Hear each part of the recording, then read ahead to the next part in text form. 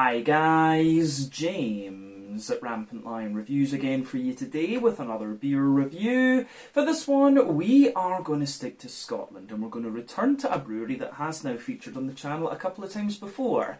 Over the last little while I've had a couple of beers from them and I've been very impressed with the quality of stuff that's coming out of this brewery, and they have indeed built a very good reputation for themselves despite their short existence, and that was one of the things that really got me onto this brewery.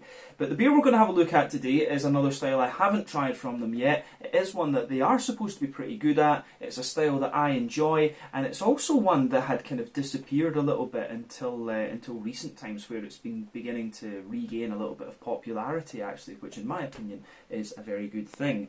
But needless to say, I'm very curious to see what this beer is going to have in store for us. Hopefully it's another good beer. Hopefully it makes for an interesting review, and as always I hope that you guys watching enjoy my take on this one as well. So yeah, for this review then we are going to return to the city of Inverness, the Highland capital in the northwest of Scotland, and we're going to have a look at another beer from Falls Brewing Company.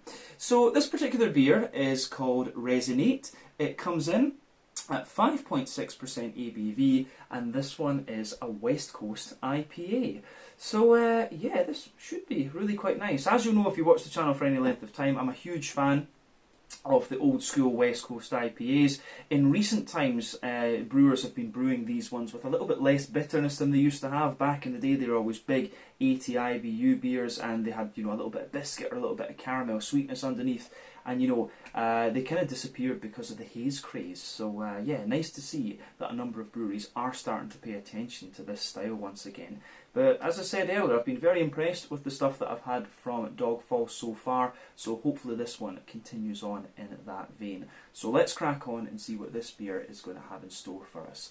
So, as always with my reviews then, I'll tell you a little bit about the brewery before we taste the beer. If you want to get straight to the tasting though, just fast forward. All the usual links can be found in the video description below. That's the brewery website, the link to my other reviews that I've done from Falls Brewing Company before, and we will no doubt add some more to that list in the near future. But there's all the usual social media down there. If you want to see more reviews, do please consider subscribing to the channel. The support that you give is massively appreciated, and remember you can go into the channel homepage and search for beer using the geography tagging system. So just go in there, use the little search bar, put in your hometown, state, county, whatever you like. If I've reviewed beers from the area that you search for, they will pop up. Failing that though, you can check out the playlist of beers from different countries. You'll find this one in the Scottish playlist along with a number of other things, and we will continue to add to that over the next little while. But yeah, let's go on to my brewery notes then, and I'll tell you a wee bit more about Falls Brewing then. So, Falls Brewing, as I've mentioned to you already, are based in Inverness, the Highland capital in the northwest of the country, and the company was founded back in 2019 by husband and wife team Robert and Louise Masson. So Robert comes from an engineering background and he had worked in the oil industry for a number of years, but he was also a huge fan of mountain biking, and it was an injury that he suffered doing this that actually pushed him to homebrew, and he just got deeper and deeper into this hobby.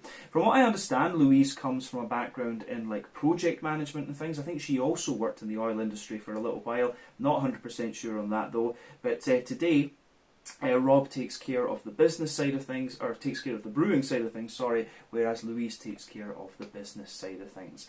But they released their first beers at the Inverness Farmers Market in the lead up to Christmas 2019, and they went down very, very well. But they were originally producing beers in their garage in Scanieport, which was just a small kind of 25 square metre thing, but this allowed them to produce around 20,000 litres of beer per year. They had their little brew kit and 3 fermentation vessels. But in late 2022, they relocated to a new unit on Lotland Place in the north of, just to the north of Inverness city centre, and they brewed their first batch there in December.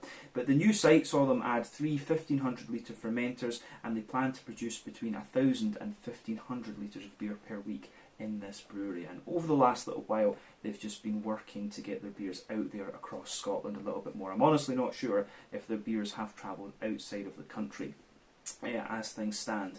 But as of August 2023, when I'm filming this review for you, these guys have produced 15 different kinds of beer according to Untappd, and they do have a core range of 9 different beers apparently, which is quite impressive when you consider how young this brewery actually is. And you know, as I say, born in 2019, but I mean with all the COVID pandemic and things, this brewery is kind of at the stage a brewery would be when they're kind of maybe 2 years old or something like that. So yeah, as I say, they've got a very good reputation for themselves, and I've been impressed with the beers that I've had from them so far. But that's everything I can really tell you about them for the moment. If you want to learn a little bit more about Dog Falls though, you can check out the brewery website, you can follow them on Facebook and Instagram to keep up to date with all the latest goings on, and you can check out the Rate Beer, Untappd and Beer Advocate pages to learn a wee bit more about all the different beers that these guys have done. So yeah, let's go on then and have a little look at the beer itself. So yeah, just to give you a little look at the artwork on this one, you can see that it is quite similar to what we had from the Kolsch before, except it's green this time, and this is the kind of thing with their core beers. The artwork is, you know, pretty much the same on all the cans, just different colours, but you can get a better look at the Dog Falls symbol in this one. I have to say it is pretty cool, like a hop flower made up to look like trees and a nice flowing river and things there. Really cool stuff actually. But yeah, there you can see Resinate IPA, 5.6% ABV. We should have commented on that a little bit earlier. This one is, you know, kind of low in terms of its ABV for an IPA. It's more of a kind of session IPA at that strength, although I think technically speaking a session IPA has to be around 4 or 4.5%, so yeah, we can debate that till the cows come home, of course, but I will say it is a lower ABV IPA, especially when we think about West Coasters tended to be, you know, sort of 7.2 back in the day, or between 6.5 and 7.2. Plain silver top on the can on this one, and it tells you a wee bit about the beer on the side here. So it says Resinate India Paleo. This is an IPA for the hopheads, a beer that won't take the easy road. Resinate chooses a different path down the dankest woods, where sharp citrus, pine sap and lingering bitterness hang in the heavy air, a path from the Sonoma Valley through the Smoky Mountains and home to the Reelig Glen.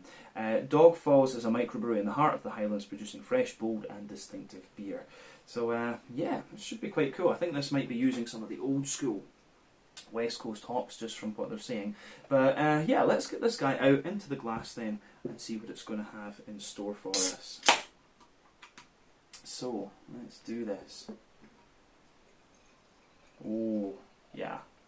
This does look good. Resinate, 5.6% West Coast IPA. So, I think that will do for the moment, and we'll put a little bit more of it in later, just to get the head back after we've had a look at it. So, yeah, anyway, as you can see, this beer has poured pretty much as you would expect of a West Coast IPA, but I will say the natural haze that this one has is a wee bit more than you might find in some of these beers.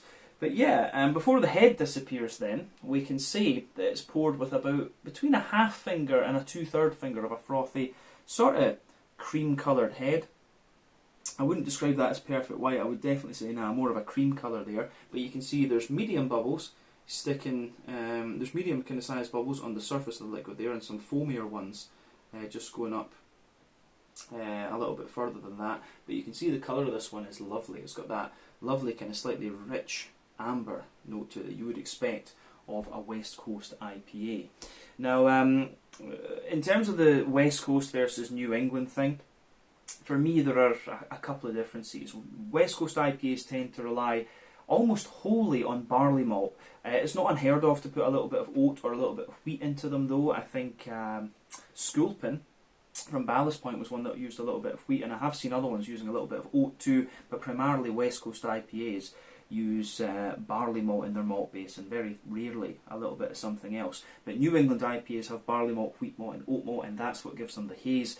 The other key difference would be the way the beers are bittered. You know, West Coast IPAs tend to have that big bitterness from a lot of early edition hopping, whereas New England IPAs tend to rely on late edition and dry hopping, which are not going to give you the same level of bitterness, but they will give you a lot of flavour and aroma. So West Coast IPAs use early, late and dry hopping, so that's why you get the big deep dank notes out of these beers.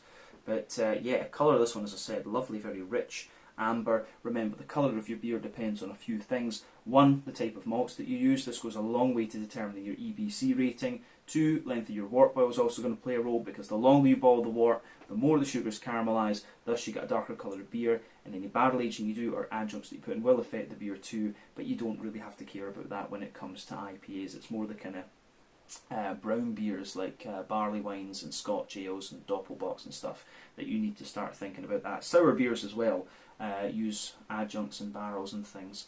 But yeah, in terms of what you'd expect from a West Coast IPA, this is pretty much spot on, to be honest with you. A little bit hazier than I've seen from some of the other ones. I don't know if they will be using a little bit of wheat in this one or something like that. But yeah, it does look pretty nice. Not much in the way of visible carbonation. One or two big bubbles sticking toward the side of the glass and just a few little ones going up toward the bottom of that head there. But overall, it does look pretty damn nice, I have to say. So yeah, let's have a wee look at the aroma of this one then and see what it's all about. I'm very curious about this beer. Oh yeah, this is proper old school. This is definitely old school. And this is what I want from a West Coast IPA. I want something that has a bit of sweetness to it, I want a bit of green component, and I want nice oily fruits. And this one is certainly delivering on the aroma side of things. I'm curious to see whether it lives up and has that bit of a bigger bitterness to it as well, though. But this smells, I have to say, it's just from the first impression, it smells like Dog Falls are onto something with this one. They are on their A game here. So, it's lovely. Real bit of nostalgia with this. You know, back in the day when I was first getting into craft beer, it was the hardcore IPA from Brewdog that really kind of got me into these beers, and of course that expanded to lots of other different things. But this is great. Gives you everything you would want from the style. So let's just try and break the aroma down a wee bit more and describe it in depth for you, as we quite often do. So, the backbone of this beer, you've got a lovely kind of like fresh white bready bread crust in there. A little bit of that. It's almost like it's kind of straight out of the bakery, a little bit of a fresh kind of flour and stuff on it. Yeah.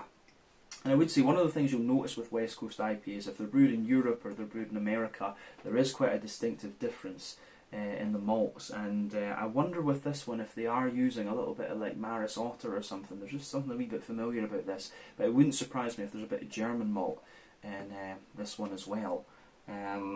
Simpsons wouldn't surprise me either, just from the way the breadiness is. Yeah. I think there's something like that. I want to see Maris Otter and a bit of Simpsons kind of pale or something like that. But yeah, the malt base, the base of this one is really, as I say, fresh white bready bread crust, a little bit of flour on it. You have the teeniest little bit of wood coming out of this one. On top of that, a little bit of a slightly sweeter wholemeal brown bread, but that of course takes a bit of a back seat to the mostly white bready character that's coming out of the malt base in this one. The bread, the bready character that you get out of this actually does have a kind of inherent sweetness, but it's great.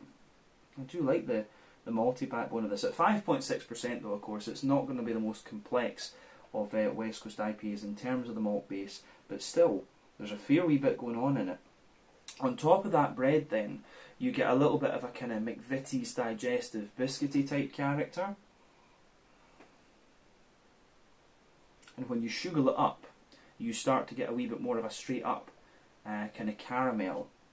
But yeah, this is quite an interesting one from the perspective of the malt base, because yeah, you have got a wee bit of caramel in there, but you've also got a little bit of biscuit. And for me, when it comes to the West Coast IPAs, there's kind of two ways that you can go with these. In the malt base, they can either be big oily buggers, or they can be a little bit more bready and biscuity leaning. And I would say that this one is sort of 80% biscuity and bready, 20% kind of oily and caramelly. It's kind of around there. Those are the two ends of the spectrum for me, though. I mean, the benchmark versions of the version of this beer would be, for example, Pliny the Elder from Russian River. That would be an example of a more bready, biscuity take on the style. And then you've also got the Torpedo from Sierra Nevada. That would be the more oily, caramelly take on the style for me.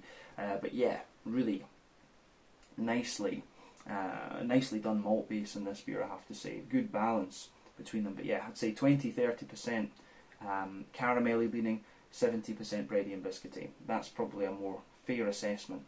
But yeah, malty base in this one is pretty spot on and gives me the nostalgia, which I do like. In terms of the green component then, for me, it's interesting because the green component actually comes across as being a little bit wetter. It's not quite as pungent, but it may well just be because I've been sitting smelling it for a little bit. It's hard not to. But yeah, there's a teeny little bit of earthiness in the green component. You've got a nice, quite wet floral aromaticity coming out of this one. I'm not getting too much deep dankness out of this beer. It's actually quite difficult to distinguish the bittering hops in this one, because it's not, the green component is not as pungent as it might have been otherwise. One of the popular things to do with West Coast IPAs in recent times as well has been to dial back the early edition hopping and give you less bitterness. So we may well find that when we try this one, it could be a more modern take on the old school West Coast IPAs, but it's very authentic. In terms of the grassiness of this beer, it's actually quite a wet, freshly cut grass, and it's almost a little bit leafy that I'm getting at the front of the nose with this one. But yeah, big floral note, nice bright grassiness, but as I say, quite wet and almost leafy in a sense. And there's just a wee bit of spiciness in there, and a wee tiny touch of pine resin underneath. But I think we're going to get more of that from the actual flavour of the beer, to be honest with you. But yeah, curious to see it. There's something familiar about these hops too. Maybe a little bit of Columbus and a little bit of Chinook being used in the bitterness. The fruity character for me is indicating that there are a few classic sea hops in this one at least. I'd be very curious to see what the hop bill actually is in this one. But yeah, in terms of the fruitiness in this beer, so for me, I want to say there's a little bit of like that oily kind of sultana type thing that you get from, I think there's Cascade in this. There's something telling me there's a wee bit of Cascade in this one just from the fruity notes, and that would tell me there's a bit of Cascade. I think there's a wee bit of Centennial as well, but we'll come back to that in a minute. I'm getting quite a little bit of there's a wee bit of passion fruit and a wee bit of mango in there, and I'm wondering if there could be a little bit of Citra in it, maybe a little bit of Simcoe. So yeah, bit of a juicy mango, wee tiny bit of an apricot underneath, and a wee bit of pineapple. It has got a wee bit of complexity in the fruits, and that's what's making me say Citra rather than Simcoe. For me, Simcoe is a very straight up passion fruit, so I'm tempted to say there's a bit of Citra in this one. I'm trying to figure out if there's an orangey component to it. There's something that makes me want to say there might be a bit of Mosaic in here, and that's not such a classic hop. That one is a little bit newer. I don't think I wouldn't be surprised if Amarillo's in here, because there is quite a big zesty orange. There is definitely one of the more orangey leaning hops in here though, and it's either Amarillo or Mosaic, and it has a bit more oiliness to it the more that I smell it, which makes me want to say maybe Amarillo. And then underneath that, there's a little bit of a slightly limey, lemony character coming out of this one, and there was something that set me off with this beer that made me want to say there's a bit of Centennial in it too.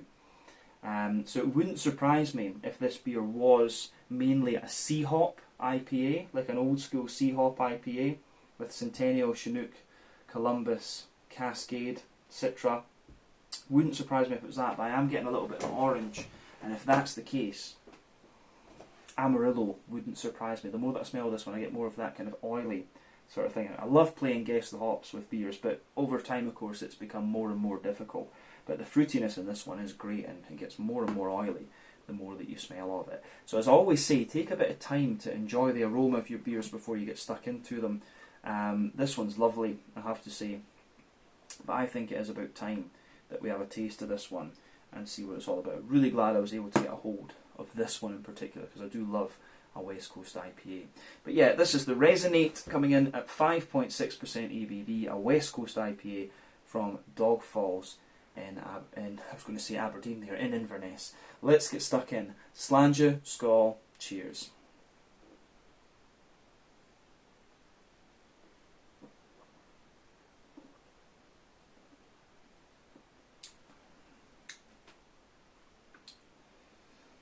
Yeah,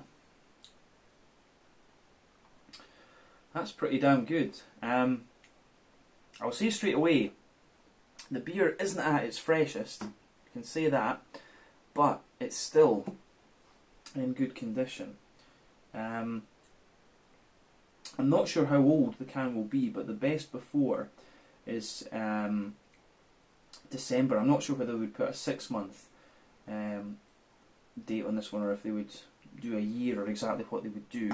But yeah, I'm guessing the beer at this point is maybe about 2 months old at least, and you can tell that a little bit by the fact that the earthiness and just the way some of the green component is. But it's still in really good condition, and I will say that it gives you that nice kind of bitter impact that you want from the West Coast IPA. It doesn't really hold back in that. It's not quite as big as the sort of 80, 90 IBUs that we would have had back in the day, but at the same time it isn't scared to show a little bit of bitterness, which is always a good thing. And yeah, it is quite a bready leaning West Coast IPA, this one. But yeah, solid take on the style, I will say that. So let's just break the beer down then and describe it that wee bit more in depth.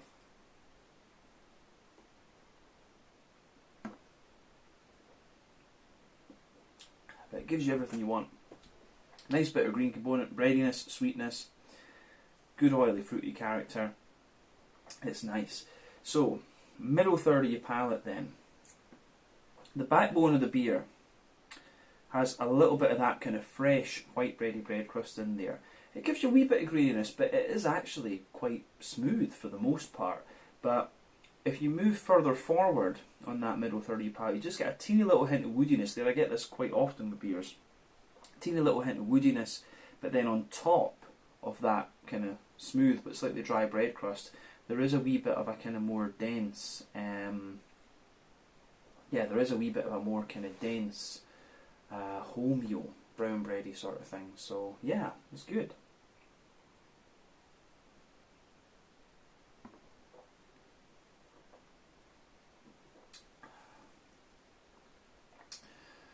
Yeah, for me, the kind of brown bready character in there lingers a little bit into the aftertaste, and you do get quite a wee bit of sweetness out of this one in that sense. But then you can feel above that, you have the white bready character, and it feels quite wet almost. The bready character in this one's almost a little bit wetter, which is great. And it just gives the beer a little bit more kind of thickness. And I do wonder if this one really is, when they say unfined, they do mean unfiltered and unfined. So yeah, you can feel that, and that's probably what is responsible for giving you some of this more kind of dense and wet bready character that's coming out of the beer. But I do like that. On top of the white bready character, then you can feel that there's a little bit more of a more kind of McVitie's digest. You do get a little bit of a kind of McVitie's digestive biscuity base on the brown sugary layer.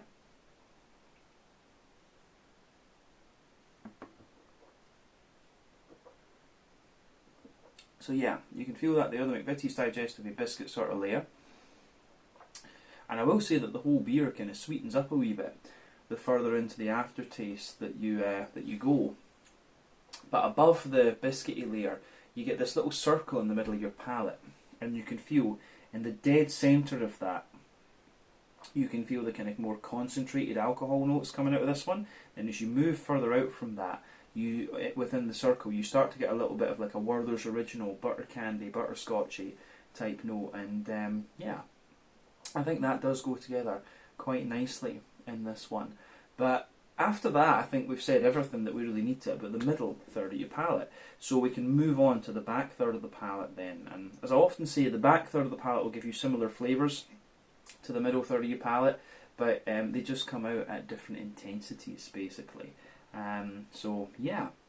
Do remember though the trend with your palate that further forward you'll get the sweeter flavours, further back you're going to get the more dry and bitter flavours. But yeah, the border region between middle and back third of your palate, you get a nice little bit of kind of bready build up in this one. You've got a wee bit of a kind of wholemeal brown bready character in the base, and then a kind of more dense white bready character sitting on top of that, which is great. And then the base of that back third of the palate, you've got more of a, you've got the bread crusty notes in there, which again are, it's a little bit floury and a little bit more of a kind of white bready base. And then above that, You've got the kind of, you've almost got like a little bit of a kind of crackery character in there, like a Jacob's cream cracker. Then above that you get the wholemeal brown bready layer, which feels that little bit lighter and more airy. And then above that you've got the white bready character, which again feels lighter and more airy. So yeah, the way that that goes together, I think, is really quite nice.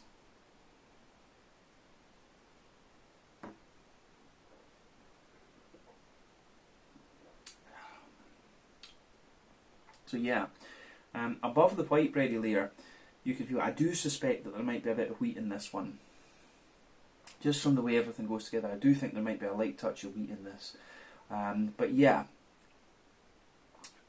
I get on the top of that back third of your palate, I get what I suspect is a little bit of a kind of more dense, wheaty kind of white breadiness there. It's got a little bit of kind of spiciness to it almost, but then above everything else, you're getting the yeasty characters out of the beer. And for me, the yeasty character is like this quite light and slightly drier brown bready character. It's got a little bit of cracker to it as well, and then it's just wrapped almost in this little it's just wrapped in this sort of almost like McVitie's digestive biscuity type character. So yeah, that's the yeasty character sitting above everything else on that back third of the palate. But yeah, you can definitely feel at the back third of the palate the flavour is taller, then as you move into the middle third of your palate it just kind of condenses down and squashes together that little bit more. So yeah, it's good stuff. I do like how that pieces together.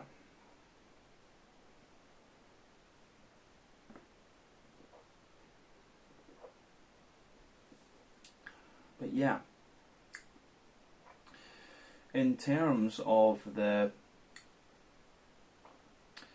malty and yeasty side of things, I think that's everything we really need to say. So yeah, on the hoppy side of the beer then, we can go into the green component. And this one, as I said, it does have a good little bit of bitterness to it, which you want from this style. But yeah, the back corners of the palate, you do get a nice little bit of earthiness in there. So that's definitely there, a nice little bit of earthiness. As you move further forward, it's got a little touch of herbal character. But then as you push further forward on this one, you do get that. You get a little bit of piney dankness out of the beer, which I suspect might well be Chinook. And then you also get, as you reach the front corners of the palate, sitting on top of that, you've got this more kind of spicy floral aromaticity, which I would say is probably Columbus. There's something very distinctive about the green component in this beer. And then round the front curve of the tongue, it's definitely a little bit lighter and more, it's a little bit lighter and more sort of grassy. There's a little bit of zestiness coming out of this one. So yeah, I think it goes together really nicely.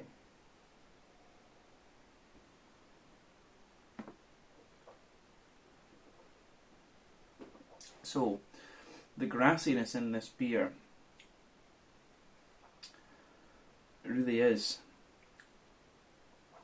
quite nice in this, and it's quite wet actually. You do have a bit of zestiness to it, but it is also a little bit wet. But yeah, the green component is proper old school West Coast, bit spicy and bitter and a bit nice kind of dank piney resin character there. So I think yeah, Columbus and Chinook in this one. Pretty sure about that. But let's look at the front third of your palate then, and the sort of fruity side of the beer. So the border region between front third and middle third of your palate, again you get a little bit of that sort of bready build up in there. You can feel the base in this one is a little bit more, yeah, you can feel the base is a little bit more kind of, yeah, you've got a little bit of a more kind of wholemeal brown bready base and a bit of a kind of softer white bready character just sitting above that, which is great. And then the base of that front third of your palate, you've got a wee touch of a more kind of, you get the bread crust, the bit of the brown bread, then the more dense white bread there, and sitting above that you've got that nice oily bubble where the juicy fruity esters just kind of roll their way out of the beer, and that is nice. So on the fruity side of things then, at the back of that front third of your palate, you do get a really quite nice, I would say, you get a really quite nice little bit of a stronger grapefruity character.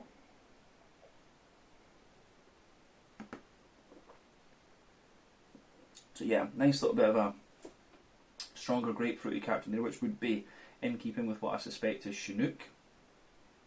As you move further forward from that, in the base I'm getting a little bit of this almost like Sultana Peri type character, which I think, you quite often get this from Cascade, but then there's a wee bit of a kind of oily passion fruit and juicy mango kind of sitting above that, which it makes me think Citra. I would not be surprised if there's a wee bit of Citra in this one. But as you reach the middle of that front third of your palate, there's a wee touch of like pineapple and things, and as you go into the front half of that front third of your palate, it distinctly becomes more sort of lemon and limey. I'm not getting the orangey notes out of this one that I was picking up. Before. Yeah, and that's interesting what that was picking up in the aroma. That's one of the real ways that this beer deviates a little bit from what you would expect from the aroma. But it works. But yeah, quite a little bit of a lemony note out of this one. So I'm pretty sure, I think Columbus, Chinook, Cascade, Citra, and Centennial in this one. I think this is an old school sea hop IPA. I'd be very curious to know. The other hop that came into mind with this one from tasting it would be Motueka for the kind of limey, juicier limey notes. So that'd be that. But of course, if you're talking old school, more likely to be Equinox that you would use for a bit of lime. But Citra can give you a wee touch of limey character too. But yeah, it's the hoppy, the fruity character on this one is pretty nice actually. So it gets a big thumbs up from me. This beer, I think it's really nicely done. I'd be very curious to see them make one that's a slightly higher strength, and then you'd get a bit more of the kind of caramelly, brown sugary note out of it. But yeah, still, it's quite nice, and for a lower ABV, more sessionable IPA, it really does the trick. This, so this is nice. There's not many of these kind of lower strength West Coast IPAs about actually in Scotland, so maybe that's what the idea behind this one was.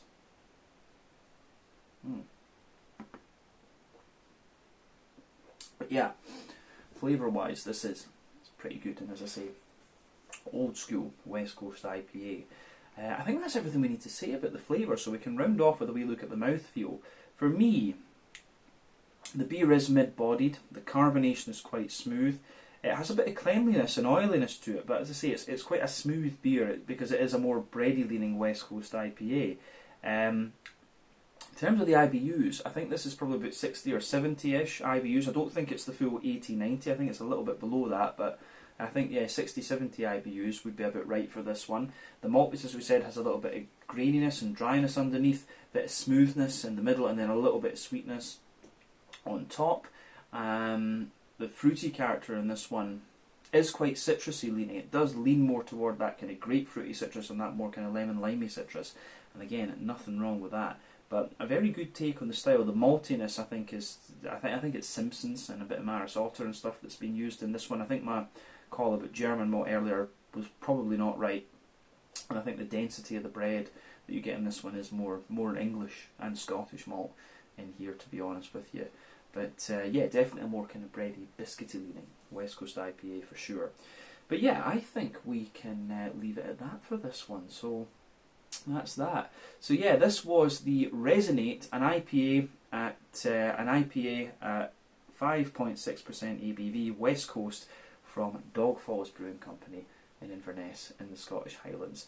Let's leave it there. Once again, thank you for watching my beer reviews. Until the next time, please like, subscribe, share, all the usual YouTube stuff. Let me know your own thoughts on this beer in the comments section below. Let me know what your favourite beers are from Falls Brewing Company as well, and we will no doubt return to these guys again at some point in the very near future. But until the next time, Slàinte, Skål, cheers. Check out my social media, check out Falls social media, and you will see more from these guys on the channel in the future. Slàinte, Skål, cheers, see you soon.